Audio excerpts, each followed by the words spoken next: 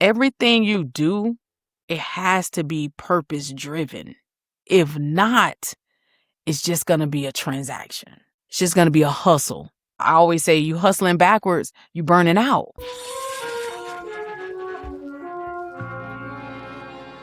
I'm Jay And I'm Shadcore. and this week we're honored to welcome another sensational creator, someone who is a 3-time author, podcast host, IBD survivor, patient advocate, and friend of the show, Stephanie Wynn. Welcome to Conversations with the Creator, Steph. Thank you so much for allowing me to be here. Super excited. This is going to be a great conversation. Yes. I'm excited. I'm so super glad to have you, excited. sis. So glad to have you. Yes. Yeah. I'm going to hit you with a real, well, it's a simple question to me, but it may not be so simple to you. What made you want to write your first book? Like, you got 3 books out there, right? You know what I'm saying? Each of them with a different version across different chapters of your life. Like, Yes. what was the inspiration for that? Okay. Good question. So for those that don't know me, my name is Stephanie A. Wynn. I am an author. I love writing nonfiction books. I am the founder of the Stephanie A. Wynn Foundation and the Stephanie A. Wynn brand. And what really inspired me to write my first book was when it stemmed back from 1999 when I established my first business, which was an ice cream shop in South St. Pete. So that ice cream shop was named Chunky Sunday, and it was amazing. Like, I love to see the kids smile. I love to bring family together.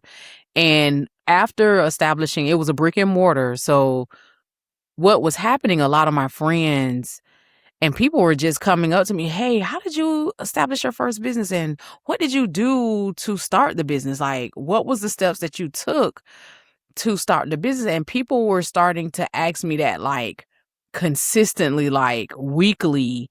And so I was like, you know what? I need to write a book and I need to create a simple guide to establishing a business. Like, not that it's long and drawn out, because we're already overwhelmed and overstimulated with just social media, all these other things. And at the time, social media really wasn't popping back then, but we still had payphones on the corners, right? And so at that time, we had to do guerrilla marketing. So it was like we were going door to door with door hangers, putting our marketing material on doors just to get the word out. And at that point, a lot of women weren't on the radio station. So I had to get creative in my approach of how are we going to do this grand opening? How are we going to get the people out there?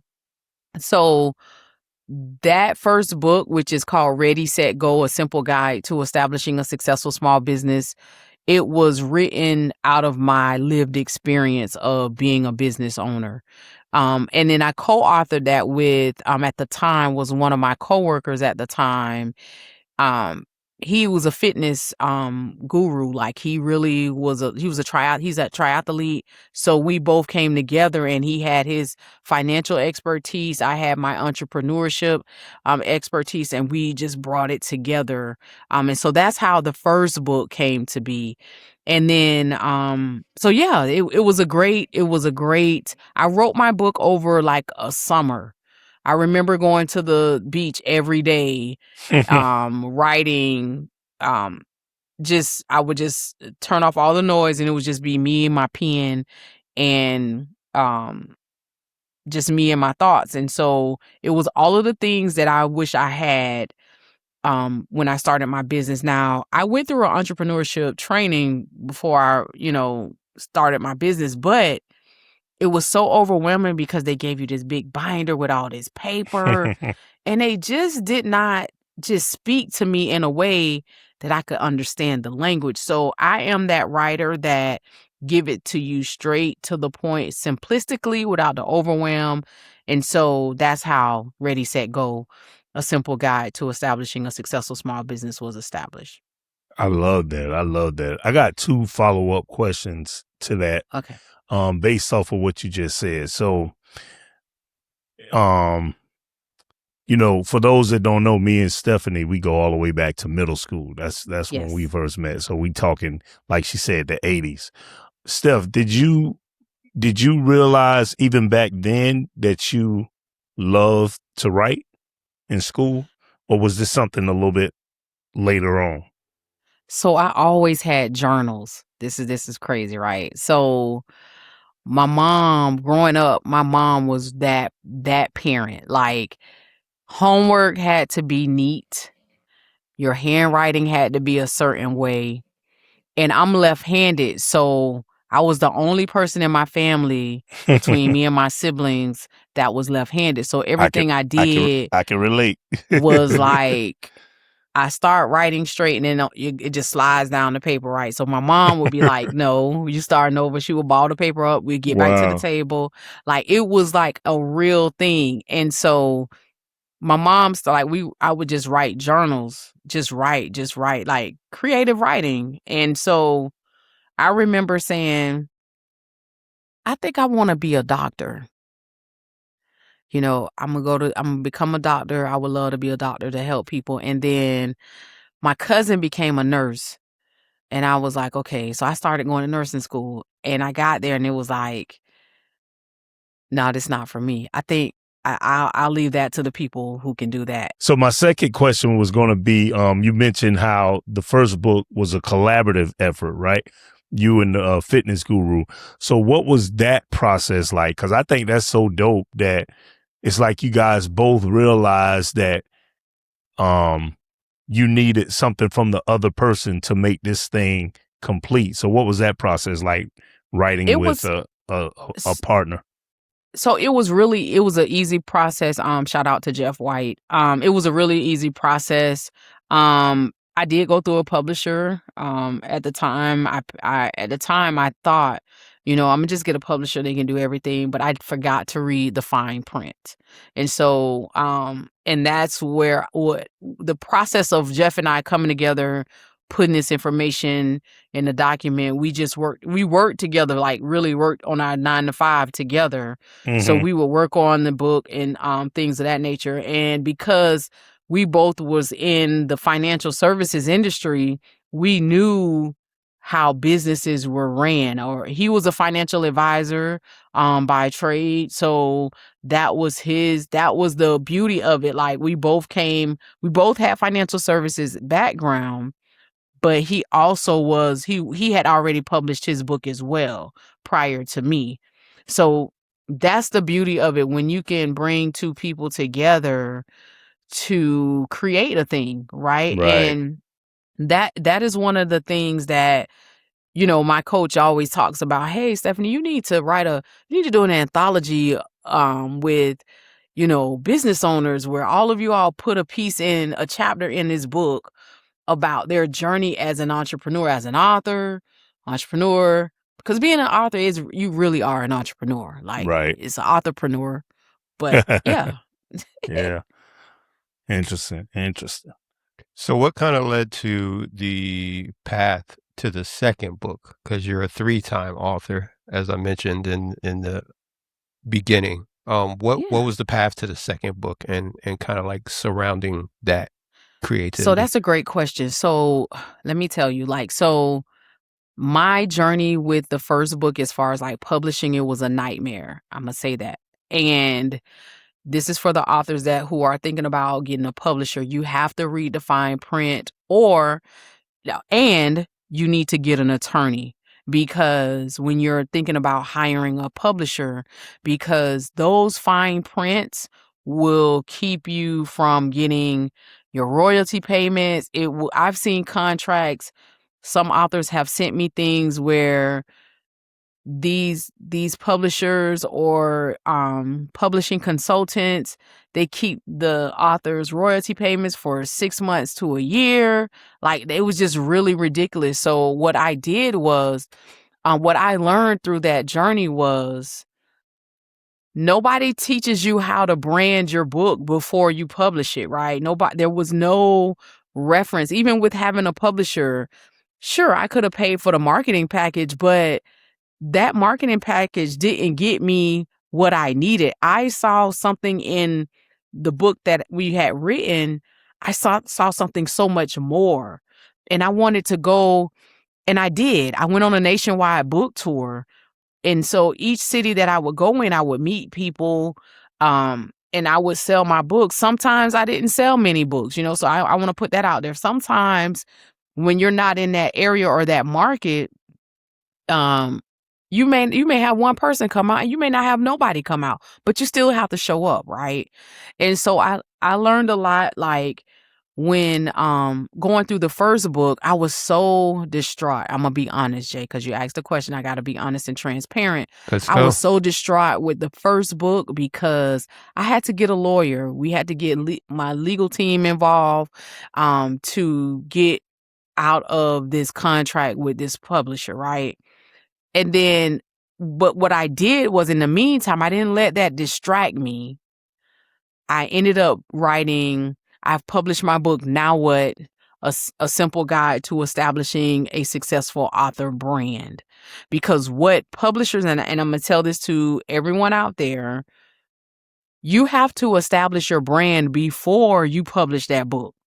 Like, if nobody knows that you're publishing or even writing a book, nobody's going to buy it, right? Nobody, True. if they don't know that this thing exists, you have to lead the people up to letting them know what's going on, what you're doing, the behind the scenes. You need what they call B-roll. You need all of that so you can promote it. So when it comes out, people will buy it. So Now I there's create, anticipation now. Right? yes. Yeah. So I created, I published my book, Now What?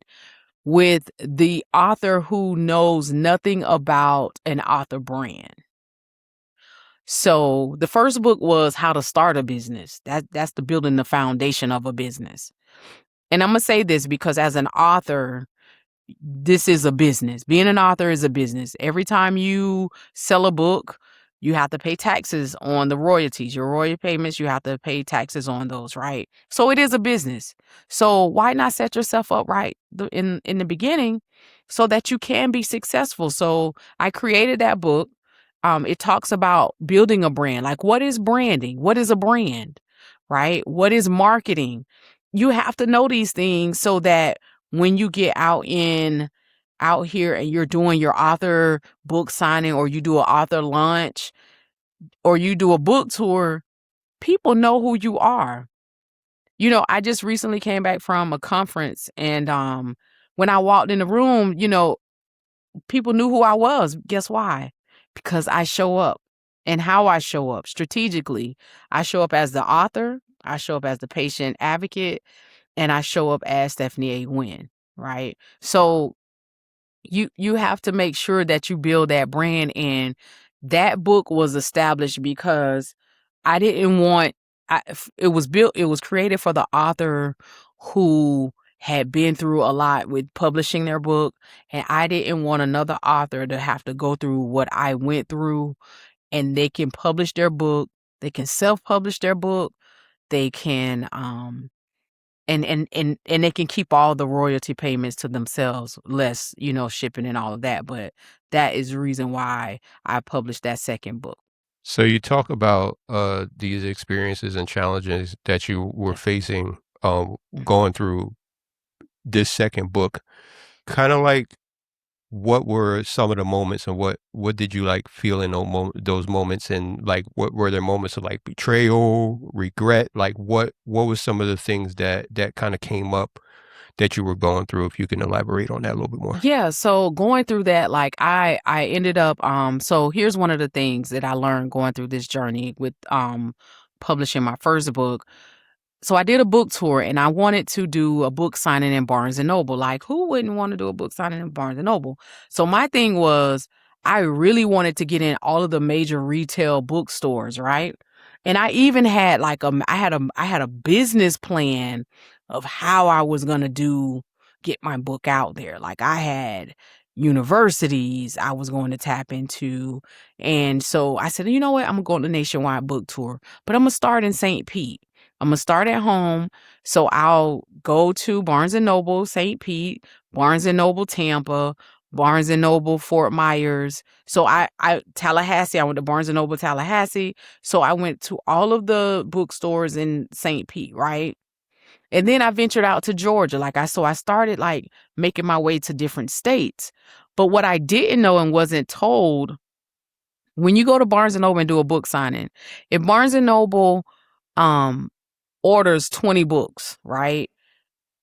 If you only sell 5 of the 20, if you don't sell the other 15, they'll charge it back to you. And so you have to pay for the other 15. You got to eat the cost, right? Yeah. And so I didn't know that. So a lot of my books were being returned because, again, some of those locations, like for example, I went on a nationwide book tour in Burbank, California. Well, we may have had like 3 people come out there, right? At the Barnes and Noble, but the remaining of the books were there. So I had about 20 books left. So you either have the option, you can buy those books or you just pay the cost of the chargeback, right? And so the goal is like, because you got to think about it. The bookstores, this is a business. Their goal is to make money. So the more books you sell is good for you and the business, right? The business, right. So the goal is not for your book to just sit on the shelf and collect dust. Is really for you to move those books. And I didn't know that. I didn't have that knowledge until I went through that journey of having to pay for the chargebacks, the books that weren't sold. Now, another thing I went through was, this publisher got so out of hand and out of character, she started cyber stalking me. Like I had to get a lawyer. And I was like being quiet. I wasn't saying anything because I'm like, if I don't say anything, she'll just go away. So I remember my dad saying, no, you need to get a lawyer. You need to just get a lawyer because they're not going to stop. And so it was like, oh, you're using my you're infringing on my intellectual property. I'm like, what are you talking about? The book cover. So my book cover originally was black with like red, yellow, and green colors. But because we were going through this legal issue, I had to change my book cover to a whole different color. It was white. It's clean. It even looks better. It looks like a business book, right? So now I was like, okay, so I'm going to tell you this. My regret on that first book was going through what I know now. I wouldn't go through a publisher. I'm team self-publish all day. Because it cost me more because I did not take the time to read the fine print.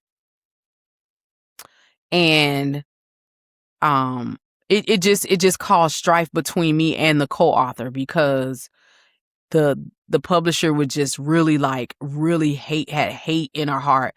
And the sad part is like one of my brothers, like, and she don't know, she probably know this now, but he was like, look, you're going to get through this. It's all going to work out. Now like you just have to be on your game now. But one thing I learned about this too is like you need to copyright and trademark everything that you write and that you create. I don't care if it's your logo. I don't care if it's your workbook, ebook, copyright it. Trademark your like your name. My name, Stephanie A. Wynn, that's trademark. Like that's registered. That's awesome. So SAW, the logo is registered. Because I learned this, I learned all of this. So now I'm in a position now, like I'm about my business. Like it's not God just gave me all of this knowledge and I'm not gonna allow nobody to take it from me. You know what I mean? So, but I didn't know that information until, like, again, I said, these books that I wrote were created out of lived experience. Right. So the second book was because of the issues and the challenges that I went through. Like, it was a time, I regretted, I remember crying like, man, this is crazy. Like, and it wasn't until I started moving with this book. See, let me tell you something. When you are moving in a way, that's the only thing with having a co-author, because I had more flexibility to move around and do book signings.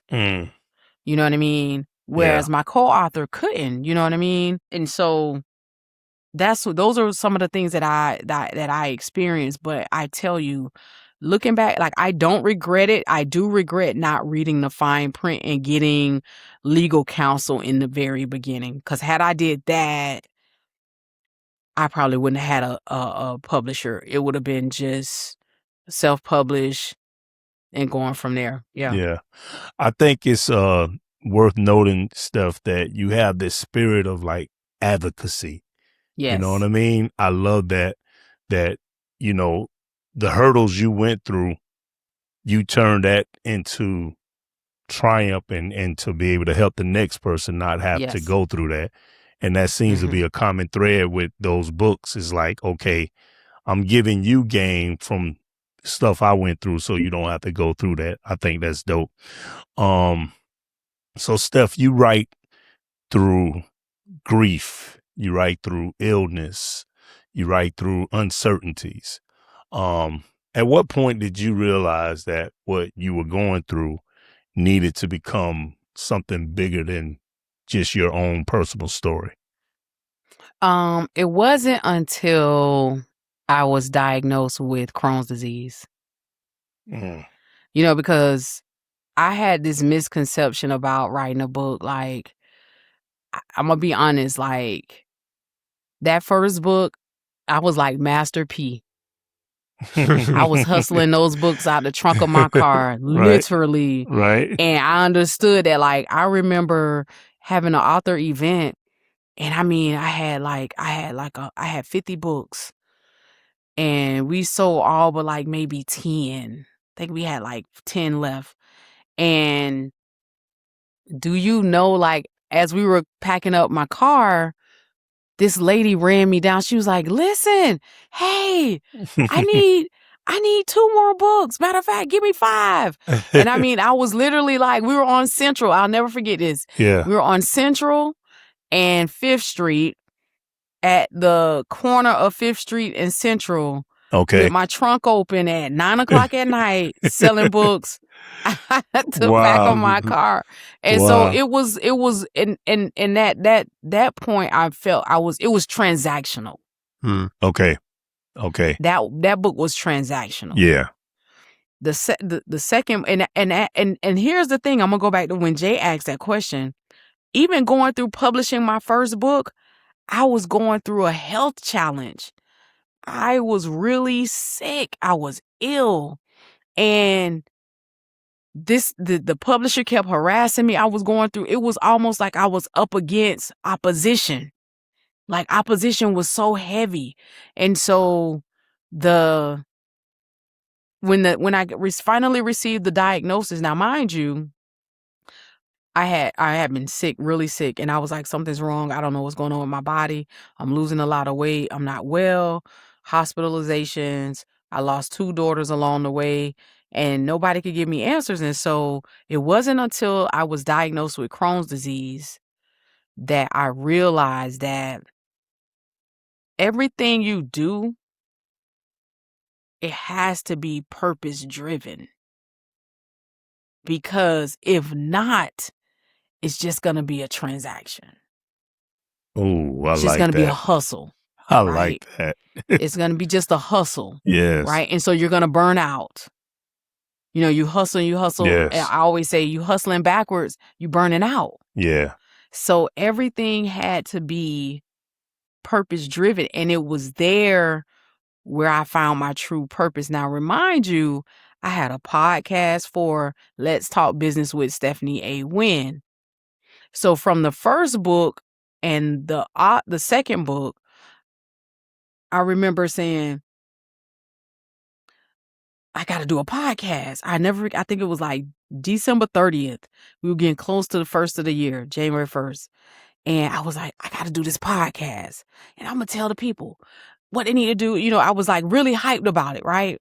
And I remember reaching out to you, Rashad, and I was like, I need a producer for my podcast. Mm-hmm. Because I knew nothing about production of a podcast. Like, nothing. But I had this vision, right? And so I could not believe, like, everything was happening. And so it was like, I would do the episodes, but it was like, I was empty. Yeah. I was empty and was like, nobody's buying the book, and I'm like, and I had to, and I even told Jay, we got to take a pause on that because I know Jay didn't understand it at the time. I know he probably was like, this girl is crazy. This girl is all over the place. But it was because there was no substance behind that. Like, I could teach anyone how to start a business with my eyes closed. I could set you up. I could do the graphics. I could do all of those things.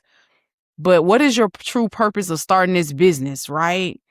And so I started changing my prayers. I was like, God, I don't want to deal with just people who want to start a business just for notoriety purposes, just to prove a point to somebody. Right. I really want people who are serving people who really truly believe in what it is that they're doing. People that need help, they don't understand the language, but I can help them get there, right? And so that's where it shifted. So, I mean, I would have people consult with me about starting their business. I would set them up and they wouldn't finish. And I was like, God, like, if I believe more in them than they do, then this can't be. And oftentimes you get people will see like the flashing lights. They see the production of you putting a podcast together. You got a book signing. You're going on a book tour. But they don't know that it was nights where we stayed up. I always call them my business besties. Shout out to 22nd and Tech. But we would stay up, me and Tasha and Tweet. Sometimes we'd be up 3 or 4 o'clock in the morning. We trying to get this work in, right? And we would have like a business. I remember we would have sessions, like let's get work done sessions, right? And sometimes you have to do that to get to where you are, but nobody likes to talk about the ugly part when it comes to building a thing, whether that's a book, whether that's a podcast, whether that's, starting a business. And so that's where I realized that this need to be, every lived experience has to be talked about, because there's one person, even if it's one person waiting on me to show up for them, I've done what God called me to do. Right. So Yeah. I think it was much more meaningful and impactful. Like the Navigating IBD podcast and my Navigating IBD book. Oh man, Jay even said it, Steph, I think this is it. Like when Jay said, this is it, I think this is gonna, and we change direction of how we interview people. Like, it's not just anybody on the podcast, because we ain't sure we can get people on the podcast, but we wanted to have patients. We wanted to have doctors and clinicians so we can get both sides of the spectrum, right? So we were really strategic in this. And so that's how that third book was, because originally I was going to write a book about my life. And God said, no, that's not it. You got to help these people.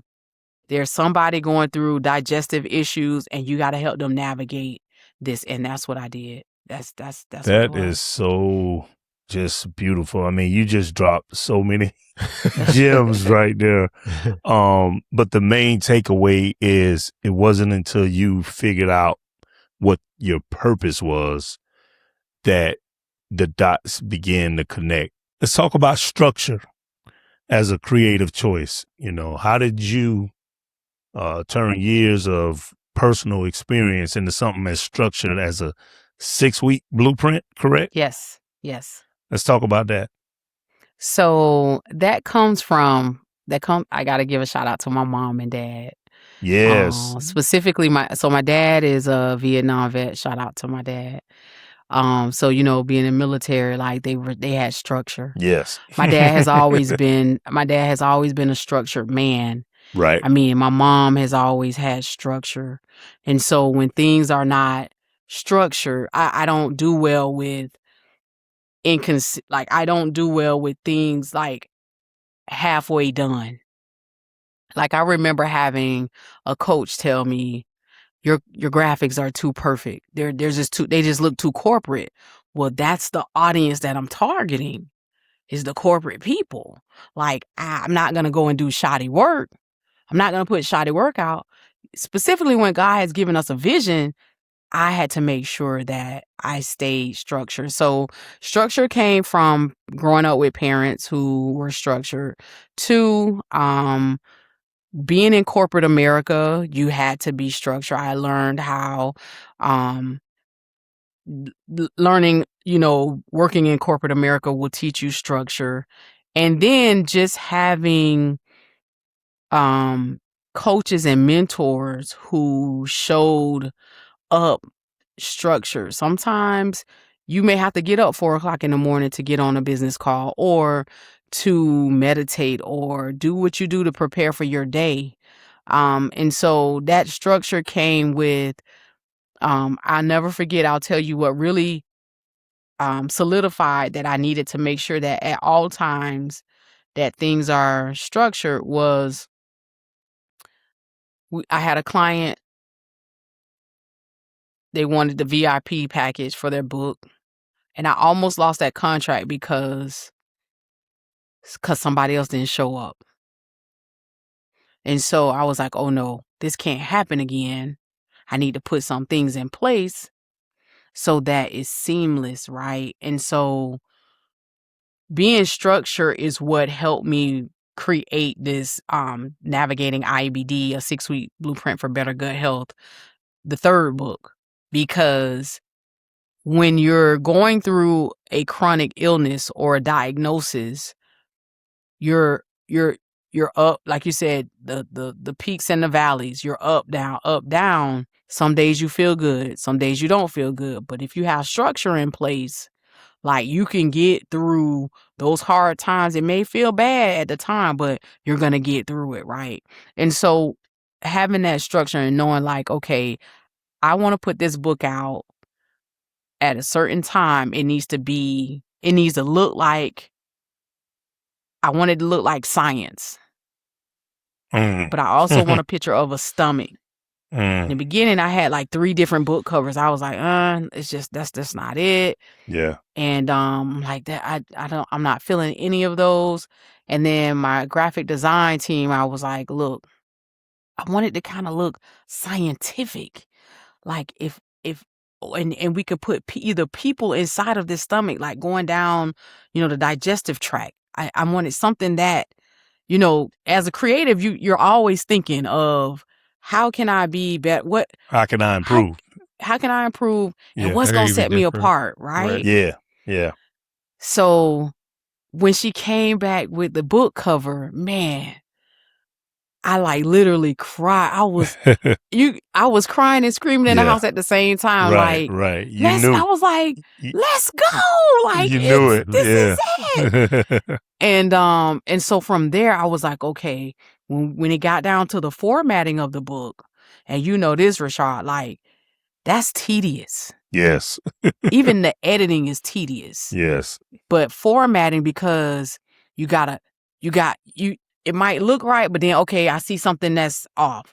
We got to go back and correct that, because I can't put it out there like that. So, and so it's just knowing and I prayed about this. Like, I was like, I don't want to just put out anything.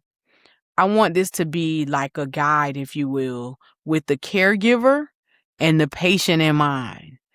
So that if you're diagnosed with inflammatory bowel disease, Crohn's disease, or ulcerative colitis, your caregiver can read this book. You can read this book in 6 weeks, because it's weekly activities to do inside the book. But it keeps you structured so that when you go to your doctor's appointment, you can go back to week 1 and say, hey, I was feeling, these are the symptoms that I had week 1. Mm-hmm. Right?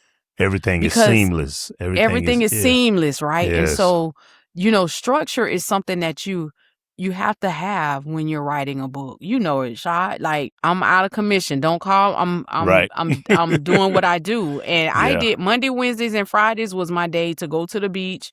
And even on the days that I wasn't writing, I would write it, I would do like a paragraph, Nice. Just to you keep know, them just to make juices flowing. sure Yeah. that I'm continue, because it's easy to, if you don't have structure when you're writing, it's easy to get off track and it never gets done. Right. You know what I mean? So you Yeah. and it's Because there's always going to be a distraction, right? There's always going to be something to happen that's going to take you away from that time you try to allot.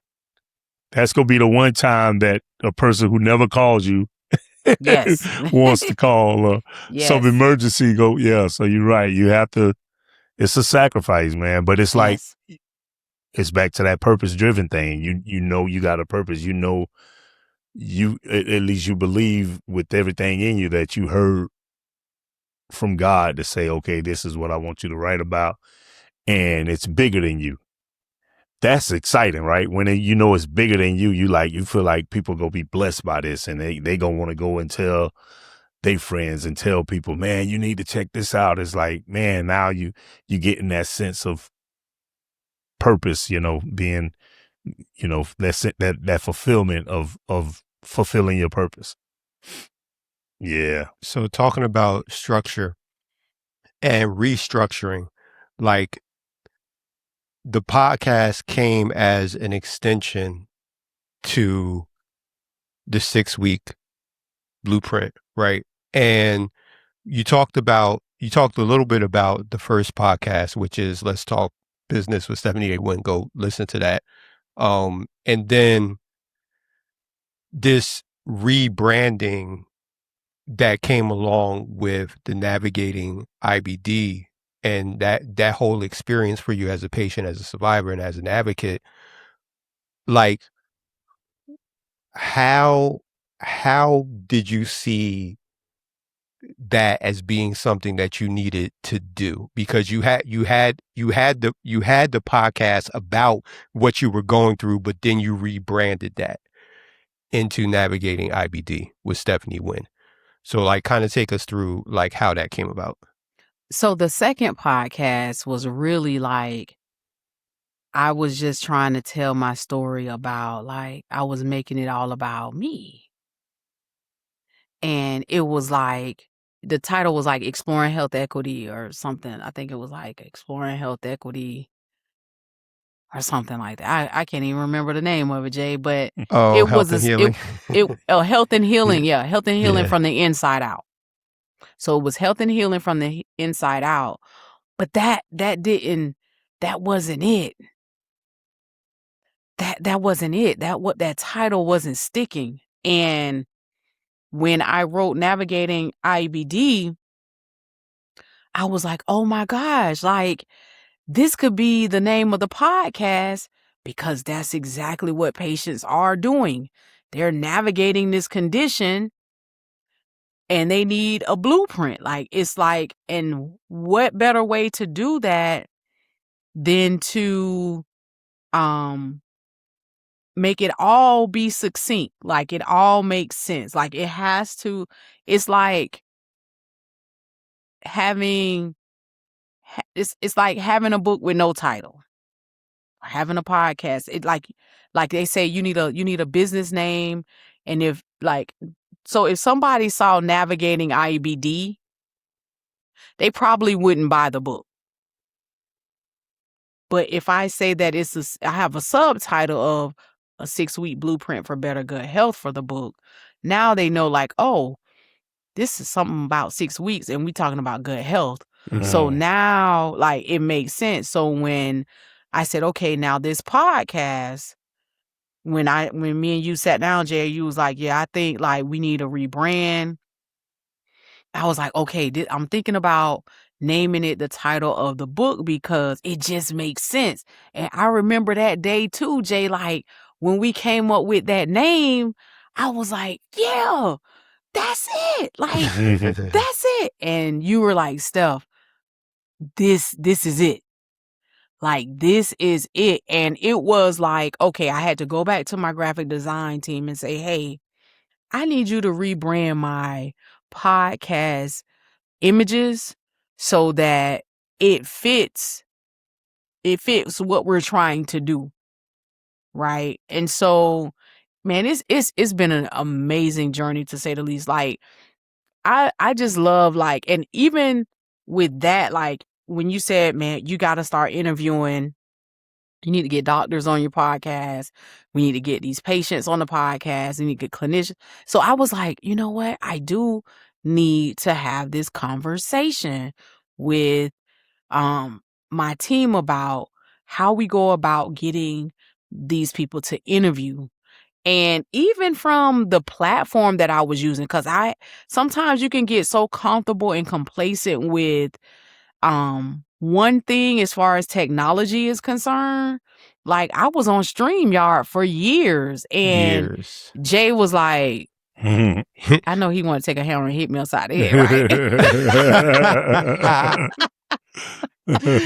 But he was like, girl, like, let's go, like, get off of here, like, and I was like, it was you know, it was like pulling teeth a little bit. Yes, it was, and it was every year I was, you know, and thanks to Shad for like connecting us, because like it was like every year I was with you, it was like, all right, I'm gonna do that. I'm gonna do that next time. And then a year go by. He's an extremely patient guy, though. Listen, man, so you got if you don't have Jay on your team, I'm just gonna put this plug in. You missing out, because one thing I love about you, Jay, is, and this is why I tell people, why change something when it's not broken? Like if you could find somebody that you rock with.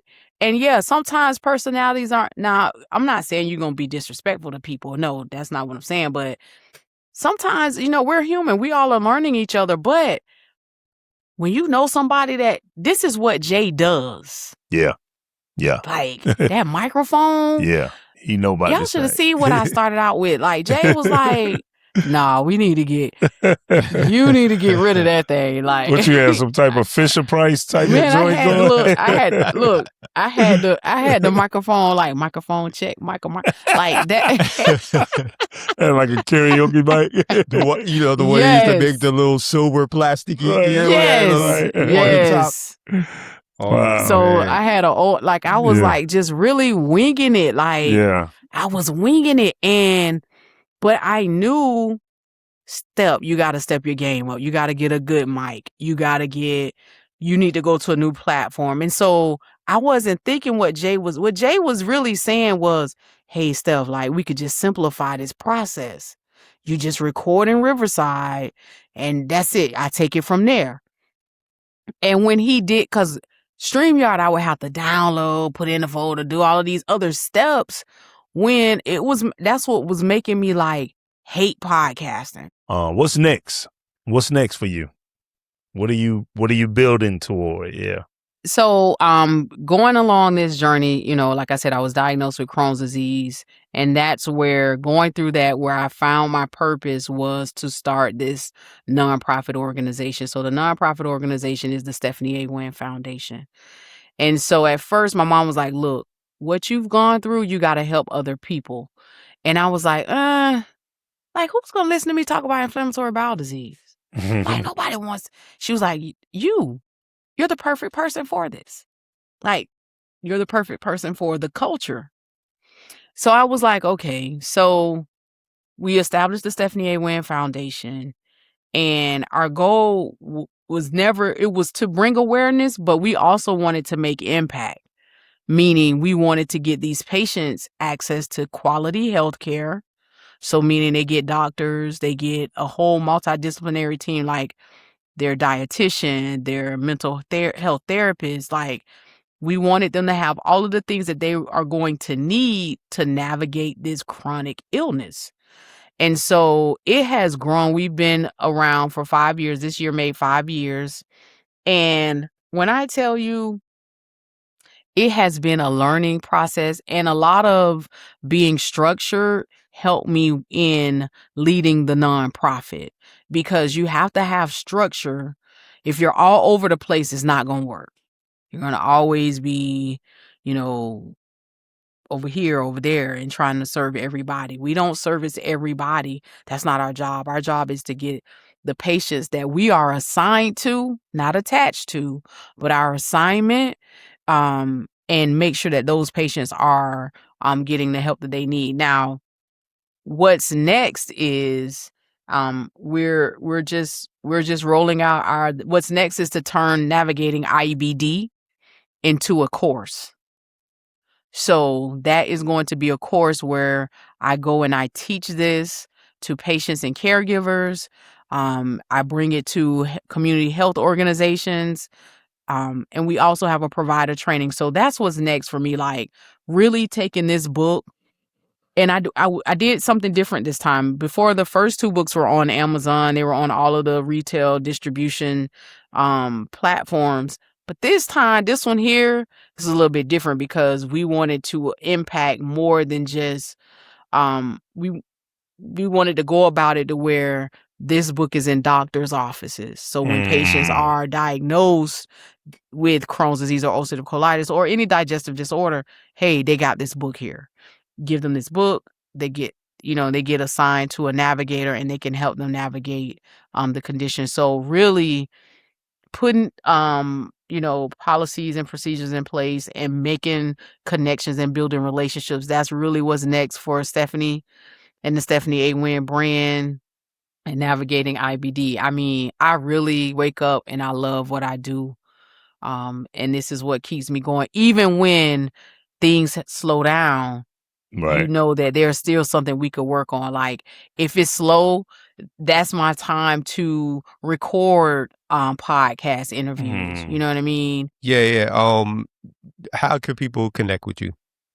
So if you want to get a copy of the Navigating IBD, you can go to stephanieawynn.com or navigatingibd.com.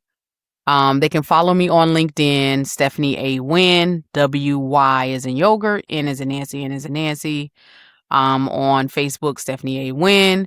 I'm on Instagram, Stephanie A. Wynn, and I'm on Twitter as Stephanie A. Wynn, or X, Stephanie A. Wynn. Yes. And she's active. Yes. Yes. Active. I try to be a little bit. I try to do a little something. I take a break when I need to, but yeah. Yeah. Awesome. All Well, she does is win, no matter what. That's right. That's right. Tight. But thank you again, Steph. We really You're welcome. appreciate you. And listen, if y'all need anything, y'all know I'm just a text away, and I appreciate you both, and I'm proud of you both. Keep going. This Conversations with the Creator is so dope. It's so needed. Let's go. Appreciate you, sis. And I'm Jayak. And I'm Shadcore. And this has been another dope conversation.